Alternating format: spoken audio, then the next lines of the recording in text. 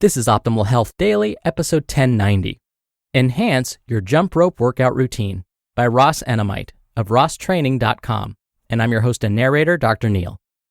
Hey there, happy middle of the week Wednesday, and welcome back to Optimal Health Daily, where I read some of the best health and fitness blogs to you, usually with a little bit of my commentary at the end. Now, it's the middle of the week, like I said. We may be struggling to make it through these last couple of days, so I like to provide you with a little bit of inspiration each and every Wednesday. So with that, here we go. Quote, "Determine that a thing can and shall be done, and then we shall find the way." Abraham Lincoln. Now, before I get to today's post, I want to mention that today's topic is something that intimidates a lot of people. So I thought today's quote was perfect, and I'll explain more of that during my commentary at the end.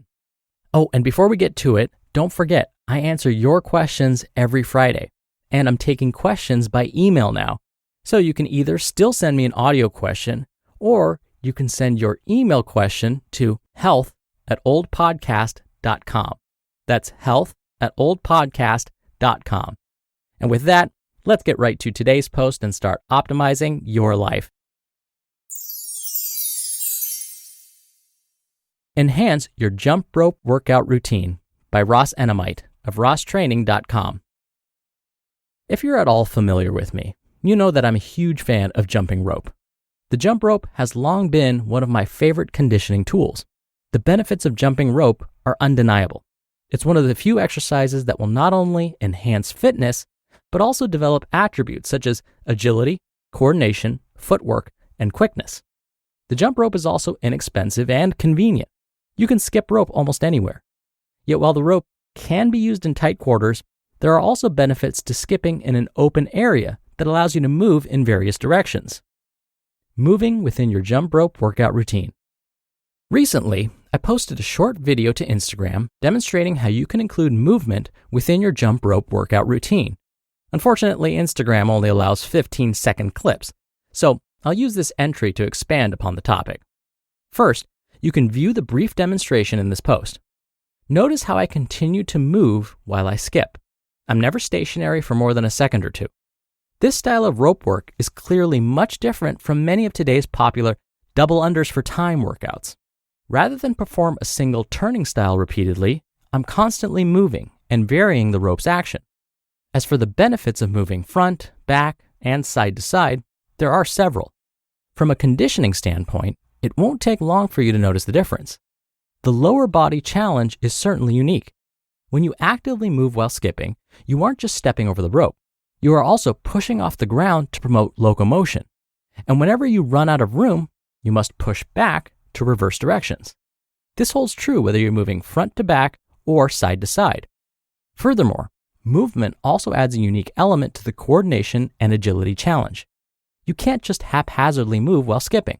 Instead, you must be conscious of the rope with each step that you take. The faster you move, the more conscious and responsive you must be. In addition, not a replacement. Considering the benefits of moving while you skip, some might assume that you should always be moving when jumping rope. That's not entirely true, however. There are certainly jump rope workout routines that can be performed without movement. Short, high-speed intervals are a prime example. For instance, if you are performing a 30 or 60-second interval, movement could actually detract from your overall turning speed. During an all-out interval, you should eliminate distractions and focus on maximal rope speed. Basically, sprint in place as fast as you can. The fact that movement can be a useful addition doesn't negate the benefits of the fast-paced interval. Therefore, it's not a case of better or worse, but rather apples to oranges. Both variations are useful for different reasons. During the interval workout, I'm still challenging myself to work as hard as I can. My focus is on rope speed instead of movement. Furthermore, you won't always have room to move. That doesn't mean you should abandon your jump rope training. Make the most of wherever you are. You can skip rope almost anywhere. When to add movement. A better way to include movement when skipping is during longer intervals or extended rope routines. Two examples include the following. Jump rope workout routine number 1.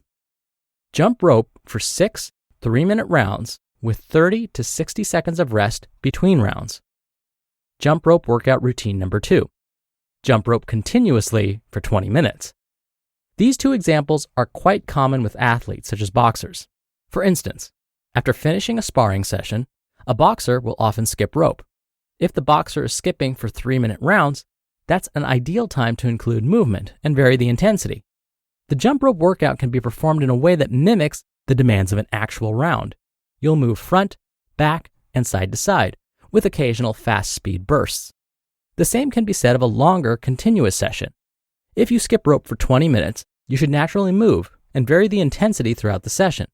Doing so will not only prevent boredom, but also provide numerous fitness benefits. The varied intensity will in many ways mimic a running session. You'll speed up and slow down as needed. Historical examples.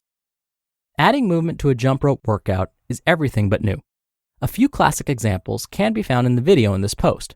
At around the 1 minute and 20 second mark, you'll see the legendary Jack Dempsey moving in various directions while skipping rope inside of the ring. And shortly after the 2-minute mark, you'll see another legendary heavyweight include movement with his routine. Rocky Marciano can be seen moving in multiple directions with various steps. Final thoughts. In summary, there's no denying that I am a huge fan of the jump rope. You'll be hard-pressed to find another tool that is so inexpensive, effective, and versatile. Jumping rope is truly an exercise that you will never outgrow.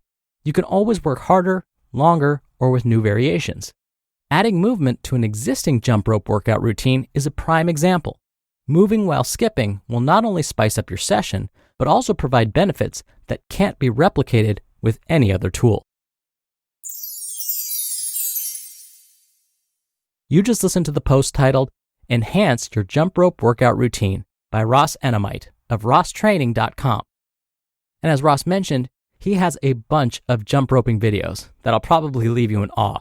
You can find those in this post, which I have linked in this episode's description, or he also posts them on Instagram.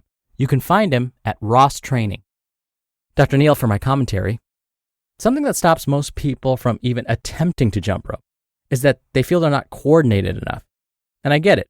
When you first try jumping rope, it's frustrating. Your timing is off, or you may not jump high enough, or both. So you end up using up all of your patience instead of getting in a good cardiovascular workout.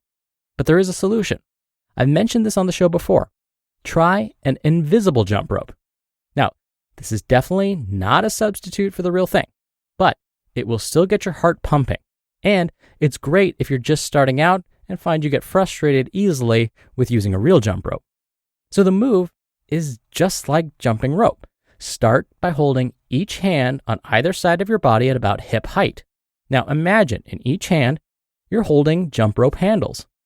Now begin to rotate your wrists, just like you would if you were actually holding a jump rope. Then start to gently hop up and down, landing softly each time. Imagine you're timing your hops with the movement of your wrists as if that invisible rope is real. Try doing this for a full minute. I bet if you haven't done this before, you'll feel fatigued even before that minute is up. And as you get more familiar with this, add in some movement just like Ross mentioned. Once you start increasing your time, you can start invisible jump roping all over the house. Eventually, put a real jump rope in your hands. Now the coordination may not magically be there right away, but I bet your body's going to adapt pretty quickly.